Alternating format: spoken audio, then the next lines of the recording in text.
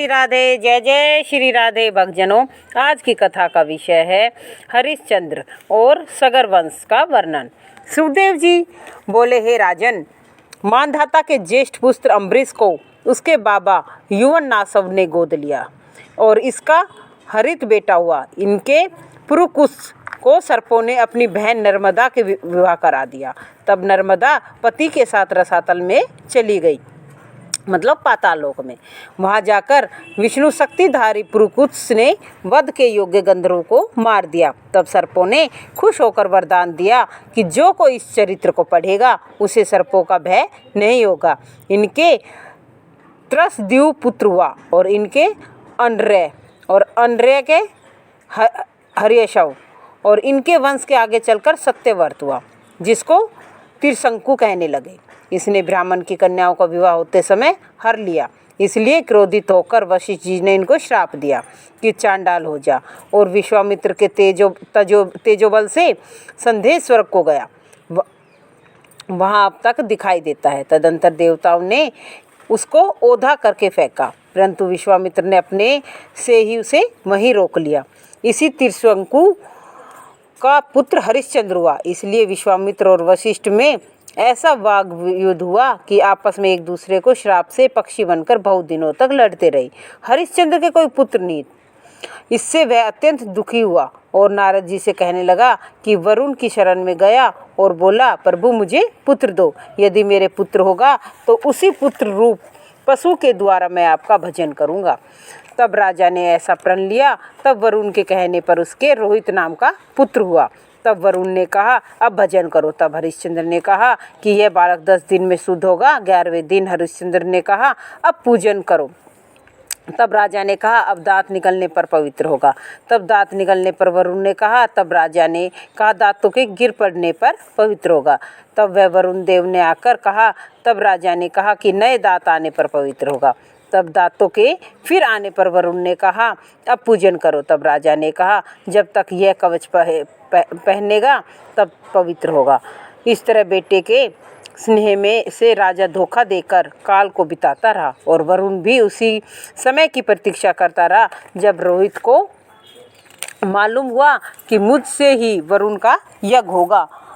तब प्राण बचाने के लिए वह धनुष बाण ले वन को चला गया। तब वरुण देवता ने क्रोधित हो हरिश्चंद्र के पेट में जलेदार नामक रोग उत्पन्न किया। तब रोहित ने यह सुना, तब वह नगर को आने लगा, परंतु इंद्र ने रोक लिया। इंद्र के समझाने पर रोहित 1 साल तक वन में रहा।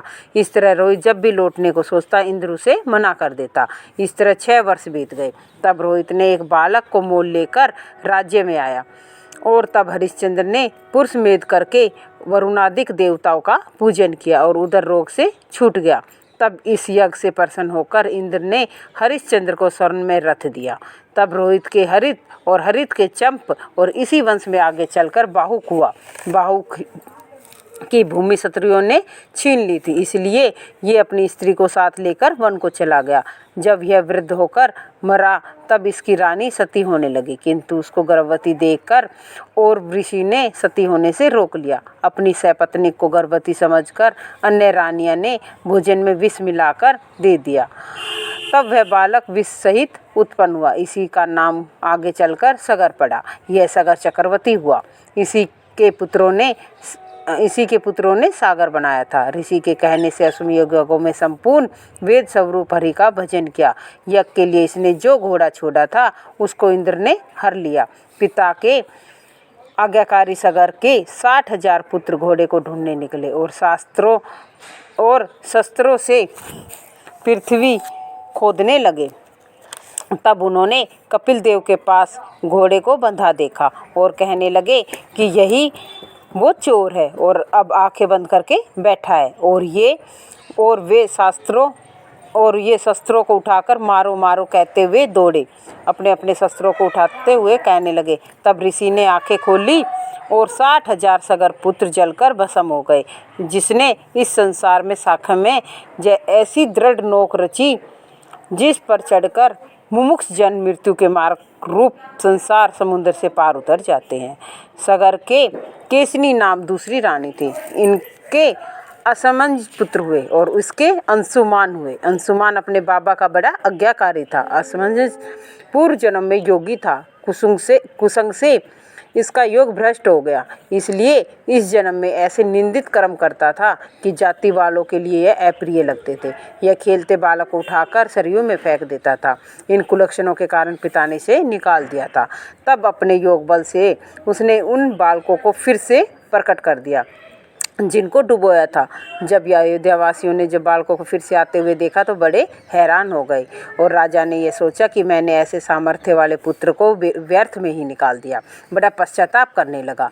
अपने बाबा के कहने पर अंशुमन घोड़े को ढूंढने निकला। वह भी उसी रास्ते गया जहाँ उसके चाचा गए थे। मतलब वो जब 60,000 गए थे और वो वहाँ उसने भस्म की ढेरी देखी जो और वहाँ पर घोड़ा बंधा हुआ था, क्योंकि कपिल मुनि के देखते ही उसके चाचा भस्म हो गए थे और उनकी ढेर बन गया था। वह कपिल मुनि को बैठा देखकर हाथ जोड़कर सिर नवाकर एकाग्रचित से स्तुति करने लगा। हे परमात्मन, आपको ब्रह्मा भी नहीं देख सकते, न आप समाधियों की युक्तियों में समझ में आते हो, न ब्रह्मा के शरीर में। मन बुद्धि से रची हुई सृष्टि से उत्पन्न होने वाले हम आपको कैसे जान सकते हैं प्रभु। त्रिगुण प्रधान वाले देहधारी आपकी माया से मोहित होकर जागृत और स्वप्नावस्था में केवल विषयों को ही देखते हैं और अंतरीय ज्ञान के कारण हृदय में बैठे आपको नहीं देख सकते। आप तो केवल सनादिक मुनियों को ही ध्यान में आ सकते हैं। आपने ज्ञान उपदेश के लिए यह देह धारण की है। हे पुराण पुरुष, आपको नमस्कार करते हैं। आपके दर्शन से आज कामना रूप कर्म और इंद्रियों के वशीभूत होकर हम सब बंधन कट गए, हमारे सारे बंधन कट गए हैं। कपिल भगवान इस प्रकार बच्चे की प्रार्थना सुनकर अनुग्रह कर अंशुमान से बोले, हे पुत्र, तू अपने बाबा के इस घोड़े को ले जा। वो उनकी प्रार्थना से इतने खुश हो गए कि उनको कहा, अपने बाबा के घोड़े को ले जा और ये जो तेरे चाचाओं की भस्म है तो इनको भी ले जा, क्योंकि इनको तो अनुग्रह करना आया नहीं। उन्होंने तो सीधा ऋषि को उपदेश दिया, उनको आज्ञा दी कि हमारे घोड़े को छोड़ दो, परंतु आपने मेरा दिल जीत लिया, इसलिए इनकी ये भस्म ले जाओ और ये गंगा जल के योग्य है, इनको गंगा जी में प्रवाहित करो। इस तरह से और फिर ये तैर जाएंगे, मतलब इनका शरीर भी तैर जाएगा और आत्मा भी तर जाएगी। तब अंशुमान कपिल की परिक्रमा दे हाथ जोड़कर सिर नवाए घोड़े को ले आया और सगर ने उस पशु से अविष्ट यज्ञ समाप्त किया। तदंतर इस लोक और परलोक में भोगों की इच्छा के विषयों से निष्प्रह और अविद्या रूप बंधन से रहित राजा सगर अंशुमान को राजगद्दी दे और ऋषि के उपदेश के अनुसार परम गति को प्राप्त हुए।